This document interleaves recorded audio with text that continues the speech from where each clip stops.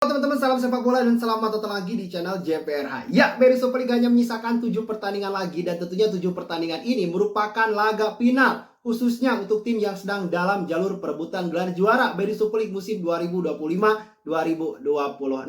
Dan tentunya tim yang paling konsisten menjaga ritmenya sampai dengan akhir musim, tidak kecolongan, tidak terpleset, maka saya rasa tim itulah yang akan mendapatkan gelar juara. Entah itu Persib, entah itu Borneo, entah itu Persija Jakarta. Meskipun gitu ya, selain mereka harus menentukan nasibnya sendiri, juga harus bergantung terhadap hasil akhir dari tim rival. Oke, di konten terbaru kali ini teman-teman, saya akan preview jalannya pertandingan antara Persija Jakarta yang akan berhadapan dengan PSBS Biak. Laga ini merupakan laga dari lanjutan Beri Super League pekan ke-28. Namun sebelum saya lanjutkan, kembali saya ingatkan kepada kalian, jangan lupa like-nya jika Anda menyukai video ini. Tekan tombol subscribe jika ada belum dan tuliskan ya pendapat kalian di kolom komentar. Oke, tentunya bagi Persija Jakarta, saya harus jujur teman-teman bahwa peluang Persija mendapatkan gelar juara musim ini itu kurang dari 50%. Karena teman-teman, Persija ini agak sedikit kompleks permasalahannya ya daripada Borneo dan juga Persib Bandung. Oke, mereka itu adalah tim yang solid teman-teman ya. Namun mereka itu selalu diterpa dengan hal yang berhubungan dengan mentalitas. Contoh, pada pertandingan Persija Jakarta versus Bayangkara FC yang seharusnya bisa dimaksimalkan, bisa dimenangkan oleh Persija, tahu-taunya mereka justru malah kalah. Dan mereka ada saja faktornya gitu ya, entah itu terkena kartu merah atau pemainnya cedera. Banyak hal yang menurut saya membuat Persija belum siap untuk juara di musim ini. Terlebih lagi hanya 7 pertandingan tersisa ya.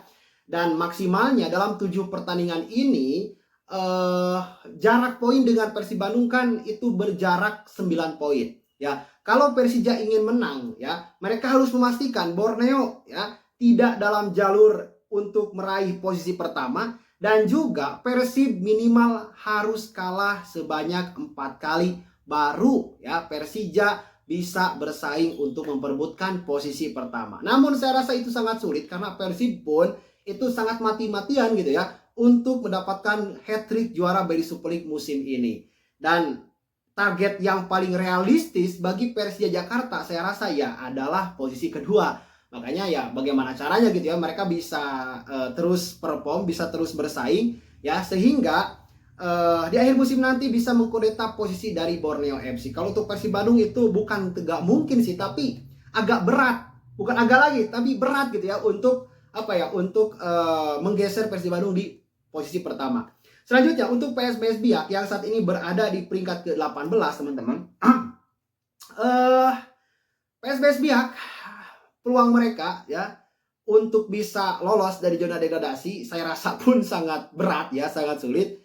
Karena banyak isu yang memang sangat mendasar ya yang dialami oleh PSBS Biak ini. Yang pertama isu atau permasalahan stadion ya, mereka di putaran kedua bahkan sejak pertengahan musim gitu ya, mereka itu memakai stadion di Sleman Yogyakarta gitu ya.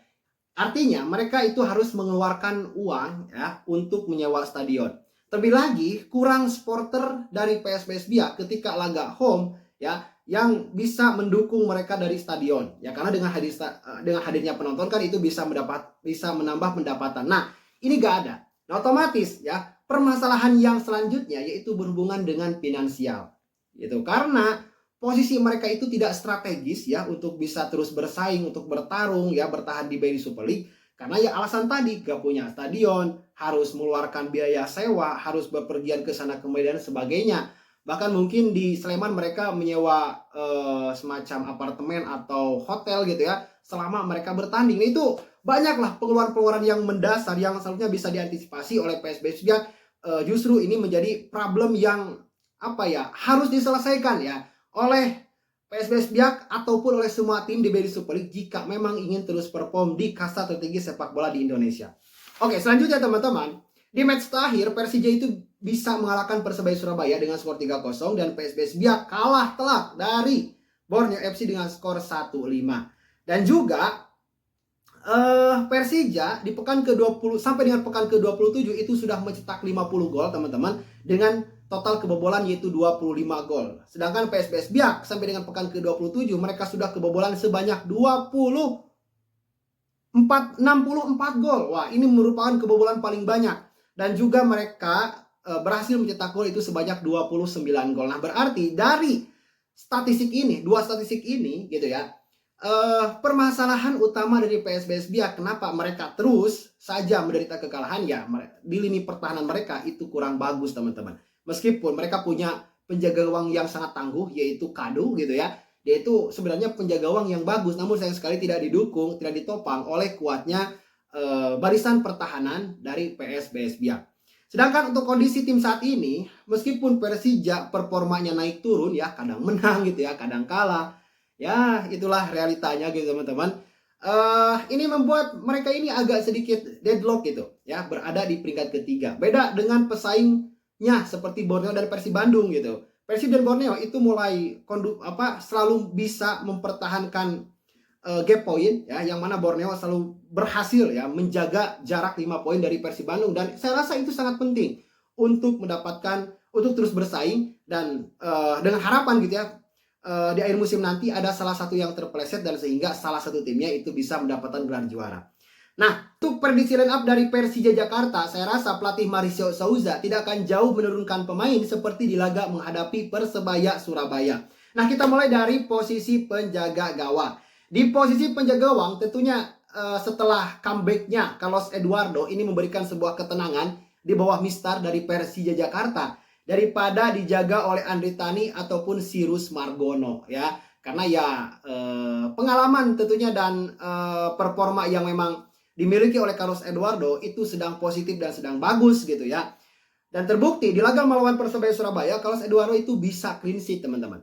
Dan selanjutnya dua pemain di posisi center back yaitu Rizky Ridho dan Ricardo, dan dua pemain di back kanan dan kiri yaitu Donitri Pamungkas dan Tubarau. Bang, kenapa gak menurunkan Sen Patinama? Ya, satu alasannya teman-teman, karena Donitri Pamungkas itu performanya sedang bagus. Mana mungkin Donitri Pamungkas hanya karena Sen Patinama adalah pemain timnas itu dicadangkan gitu ya. Sedangkan performa Sen Patinama itu belum bisa atau tidak menjamin sebagus Donitri Pamungkas. Makanya pilihan yang paling tepat dan paling masuk akal gitu ya untuk dipilih oleh Mauricio Souza ya dengan menurunkan Donitri Pamungkas gitu. Oke, selanjutnya setelah Jordi Amat ya di kartu merah itu di laga melawan Bayangkara FC, maka saya rasa Jordi Amat akan kembali diturunkan di posisi gelandang bertahan di Persija Jakarta. Dan juga dua pemain di tengah yang lainnya yaitu Raihan Hanan dan Pan Basti, dan tiga pemain di depan yaitu Alano. Itu sudah pasti gitu ya, karena Alano ini adalah pemain yang boleh dikatakan penggendongnya Persija di musim ini. Dan juga Maxwell ya, itu pasti juga akan diturunkan. Dan pemain nomor 9-nya adalah saya akan memilih Excel. Kenapa Excel? Ya, pemain yang lain misalnya. Ya karena Excel ini sayang sekali kalau tidak dipilih melawan PSBS Biak gitu, karena di pertandingan terakhir melawan Persebaya dia mencetak brace.